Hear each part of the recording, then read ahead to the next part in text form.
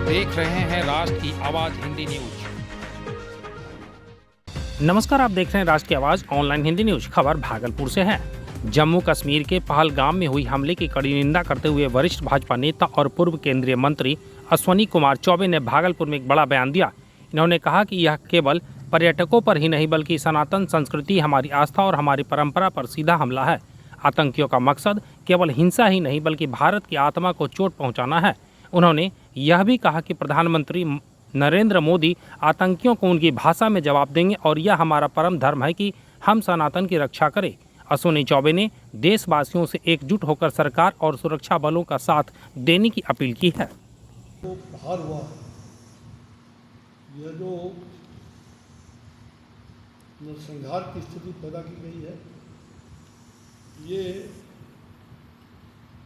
धर्म पूछ करके जिस प्रकार से मारा गया है, ये भारत की सनातन संस्कृति पर था। और मुझे लगता है कि अब वक्त आ गया है कि तमाम सनातन धर्मियों को एक मंच पर आना होगा, एक बैनर के तले आना होगा। अन्यथा अगर सनातन यहाँ का समाप्त हो गया तो पूरा विश्व जो है उसके नक्शे बदल जाएंगे। और इसलिए भारत का सनातन वो विश्व का चिंतन है। मुझे लग रहा है कि वसुधैव कुटुंबकम की भावना से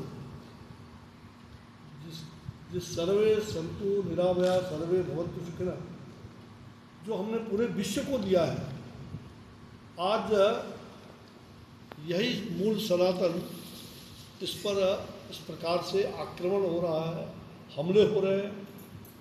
ये अत्यंत ही निंदनीय और दुखदायी है। और ऐसे देश जो इन आतंकवादियों को सह देने का काम कर रहा है,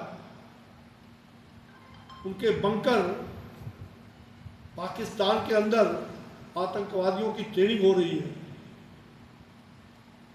निश्चित रूप से भारत सरकार, आदरणीय प्रधानमंत्री जी ने अपने अपने यात्रा को स्थगित करके, और वो देर रात आए, व्यथित हैं, उन्होंने वहाँ से ही गृह मंत्री को वहाँ भेजने का काम किया। आज भी दो तीन ऐसे लोग मारे गए हैं जो आतंकवादी हैं बारामूला में। एलओसी और स्वाभाविक है, अब ये वक्त आ गया है कि हम भारत जो हमारा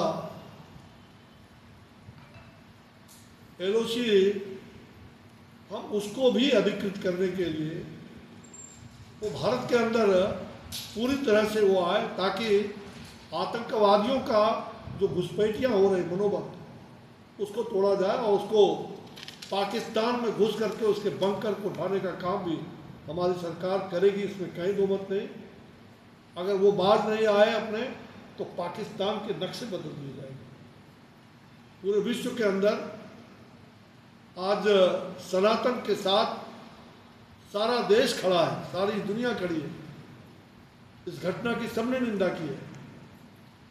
मुझे लगता है कि भारत के तमाम सनातन धर्मावलंबियों को एकजुट होकर हमें परशुराम की भूमिका में खड़ा होना होगा, ताकि आतताइयों का, आतंकवादियों का नाश हम परशुराम बन करके और इस सनातन समाज की रक्षा करने में आगे आए। मुझे लगता है कि आज का जो, क्योंकि ये दुखद घटना है, उन तमाम लोगों को जो धर्म पूछ के मारे गए, उनके परिवार की जो विलक्षण हुई, यहाँ तक कि उनकी पत्नी को कई जगह ये कहा गया कि जाओ तुम मोदी को बोलो। जल्द ही करारा जवाब मोदी पहुंच गए और मोदी करारा जवाब देने वाले हैं। अगले कुछ ही घंटों में आपको दिखाई पड़ेगा कि ऐसे आतंकवादियों के बंकर ढाए जाए।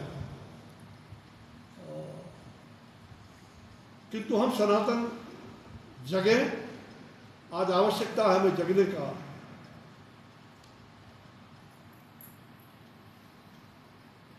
मुझे लगता है कि क्योंकि मैं दूसरे कार्यक्रम के निमित्त कुछ कहना था, इसकी भी तैयारी की जा रही है।